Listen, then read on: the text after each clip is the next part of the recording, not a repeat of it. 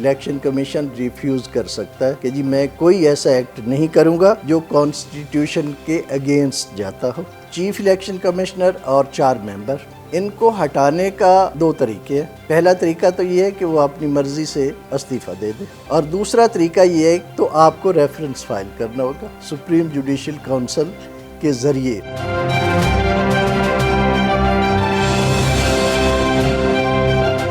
اور election commission بھی وہ حلف لیتا ہے کہ وہ اس آئین کی پاسداری کرے گا، تو اس کو دبایا نہیں جا سکتا۔ الیکشن کمیشن ریفیوز کر سکتا ہے کہ جی میں کوئی ایسا ایکٹ نہیں کروں گا جو کانسٹیٹیوشن کے اگینسٹ جاتا ہو۔ الیکشن کمیشن میں چیف الیکشن کمشنر اور 4 ممبر، ان کو ہٹانے کا 2 طریقے ہیں۔ پہلا طریقہ تو یہ ہے کہ وہ اپنی مرضی سے استعفیٰ دے دے، اور دوسرا طریقہ یہ ہے جس طرح کسی جج کے خلاف، اگر ہائی کورٹ یا سپریم کورٹ کے کسی جج کو آپ نے ہٹانا ہوتا ہے تو سپریم جوڈیشل کونسل میں آپ ریفرنس فائل کرتے ہیں، تو آپ کو ریفرنس فائل کرنا ہوگا سپریم جوڈیشل کونسل کے ذریعے۔ اور یہ آپ دیکھیں، ان کو یہ تحفظ کانسٹیٹیوشنل عہدوں پہ اسی لیے دیا جاتا ہے تاکہ وہ کانسٹیٹیوشن کا تحفظ کر سکے، اس کو پروٹیکٹ کر سکے۔ اگر انہیں یہ خطرہ ہو کہ یار یہ مجھے ہٹا دے گا، دیکھیں ہم کہتے ہیں جی الیکشن کمیشن برا ہے، یا عدلیہ ایسی ہے، یا فلاں ادارہ ایسا۔ ادارہ ایک بے جان چیز ہوتی ہے، اٹ سیلف ادارہ کچھ نہیں ہوتا، اداروں کو افراد چلاتے ہیں۔ It depends upon the individuals جو اس کو چلا رہے ہیں۔ اگر وہ ایماندار ہے تو ادارہ ایماندار کہلائے گا، اگر وہ کوئی انکانسٹیٹیوشنل ایکٹ کر رہا ہے، ایک انڈیویجول جو اس کو ہیڈ کر رہا ہے، اس ادارے کو چلا رہا ہے، تو ہم ادارہ کہہ دیتے ہیں کہ جی یہ ادارہ غلط ہے۔ وہی ادارہ کبھی ٹھیک ہو جاتا ہے، وہی ادارہ کبھی غلط ہو جاتا ہے۔ اسی ادارے کو کبھی ہم سیلیوٹ کرتے ہیں، اسی ادارے کو کبھی ہم، میں الفاظ استعمال نہیں کرنا چاہتا جو آج کل ہو رہے ہیں، کریٹیسائز کرتے ہیں، اس پہ تنقید شروع کر دیتے ہیں۔ تو ادارہ تو اٹ سیلف کچھ نہیں ہے، یعنی ایکچولی آپ جو اس ادارے کو چلانے والے ہیں، ان کے جو ایکشنز ہیں ان پہ ریئیکشنز دیتے ہیں۔ آپ کے حق میں ہے، آپ نے سیلیوٹ کر دیا، آپ کے حق میں نہیں آیا، آپ نے تنقید شروع کر دی۔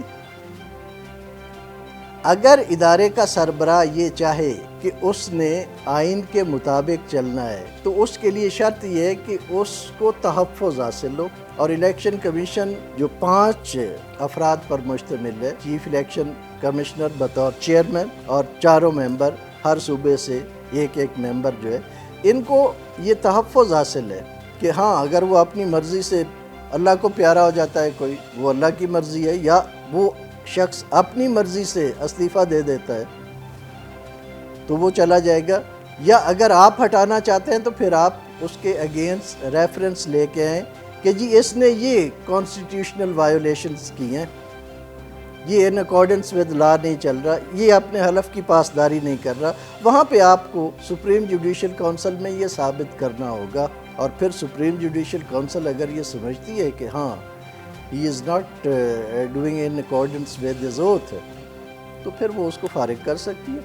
جی اگر سپریم کورٹ آف پاکستان یہ حکم دے کہ جی امیڈیٹلی الیکشنز ہوں، تو اس کا مطلب بھی وہی ہوگا کہ جس طرح آئین پاکستان میں لکھا ہوا ہے اسی طرح الیکشن ہے۔ اس کا قطعاً یہ مطلب نہیں ہوگا کہ الیکشن کمیشن کل ہی الیکشن پروگرام اناؤنس کر دے۔ جب بھی یہ کہا جاتا ہے کورٹ یہ آرڈر کرے گی تو یہی کہے گی کہ ان اکارڈنس ود لا، اور اگر وہ کہتی ہے کہ جی فوری الیکشن کروائیں تو اس کا مطلب بھی یہی ہے کہ in accordance with law, not by ignoring the law. یہ نہیں ہے کہ اگر یہ کہہ دیا ہے کہ جی آپ الیکشن کروائیں تو پھر الیکشن کمیشن جو ہے وہ اپنے جو کانسٹیٹیوشنل مینڈیٹ ہے اس سے باہر جا کے الیکشن کروائے۔ ظاہر ہے وہ کروائے گا الیکشن، لیکن اپنے کانسٹیٹیوشنل مینڈیٹ کے مطابق کروائے گا، جس طرح آئین پاکستان میں لکھا ہوا ہے اور الیکشن ایکٹ میں لکھا ہوا ہے اسی طرح وہ الیکشن کروائے گا۔ دیکھیں سر، اصلاحات تو ایک بہت جامع لفظ ہے۔ میں نے پچھلے جو گورنمنٹ تھی مسلم لیگ نون کی، اس میں بھی 5 سال ایک الیکٹورل ریفارمز کمیٹی جس کو اسحاق ڈار صاحب ہیڈ کر رہے تھے، اور اس میں پی ٹی آئی کے بھی 2 بندے شامل تھے، تمام سیاسی جماعتیں تھیں۔ 5 سال کی عرق ریزی کے بعد یہ الیکشن ایکٹ جو ہے یہ وجود میں آیا، اور میں یہ کہتا ہوں کہ یہ ایک ولنریبل لا ہے، یعنی جو قانون پہلے موجود تھے ان کو کمزور کر کے، کیونکہ اس کا تصور بڑا پرانا ہے۔ یہ الیکشن کمیشن آف پاکستان ایک یونیفائیڈ کوڈ جو ہے، یعنی جو 25-30 لاز الگ الگ پہلے تھے، جو 73 کے کانسٹیٹیوشن کی پروملگیشن کے بعد بنانے شروع ہوئے، کچھ 74 میں بنے، کچھ 75 میں، کچھ 76 میں بنے، تو ان سب کو اکٹھا کر کے ایک یونیفائیڈ کوڈ الیکشن کا جو ہے الیکشن لاز کا وہ بنانا، اس کا تصور تھا، اس کو اکٹھا کیا گیا، اس کا ایک مسودہ بنایا گیا، وہ مسودہ گورنمنٹ کو بھیجا گیا۔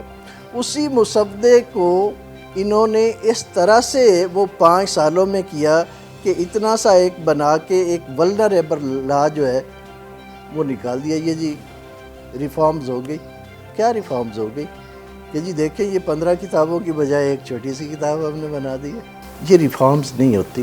اب یہ پچھلے دنوں میں آپ نے سنا کہ جی ہم ریفارمز کر رہے ہیں۔ کیا ریفارمز ہو رہی ہیں جی؟ اب مینول کاؤنٹنگ نہیں ہوگی جی، اب EVM ہوگی۔ ریفارمز یہ ہوتی ہے کہ آپ سسٹم کو ٹھیک کریں، اس کے جو فلاز ہیں ان کو ختم کریں۔